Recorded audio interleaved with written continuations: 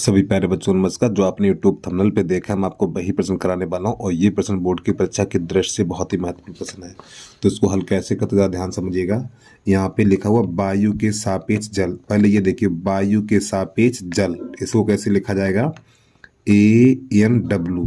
ठीक, वायु के सापेक्ष जल बराबर, फिर वायु के सापेक्ष कांच।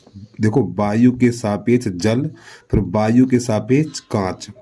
ठीक है, कांच को कैसे लिखेंगे, ANG बराबर, इनका मान दिया हुआ है 4/3 और ये 3/2, ये मान दिया हुआ। तो हमसे पूछा गया है जल के सापेक्ष कांच, जल के सापेक्ष कांच का अपवर्तनांक कितना होगा।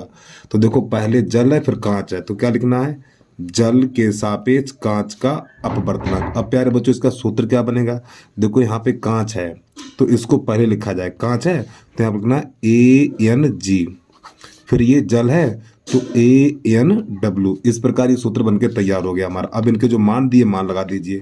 वायु के सापेक्ष कांच का अपवर्तनांक कितना है, वायु के सापेक्ष कांच का अपवर्तनांक 3/2, तो यहाँ पे 3/2 और फिर ये बटा, और वायु के सापेक्ष जल का अपवर्तनांक, वायु के सापेक्ष जल का अपवर्तनांक 4/3, तो यहाँ पे 4/3 लगा दीजिए। तो प्यारे बच्चों इसका गुणा यहाँ होगा और इसका गुणा यहाँ होगा, तो इसका आंसर आ जाएगा 9/8। तो इस प्रकार ये हमारा प्रश्न हल हो जाता है। तो बस प्यारे बच्चों आज के लिए इतना ही। जय हिंद, जय भारत।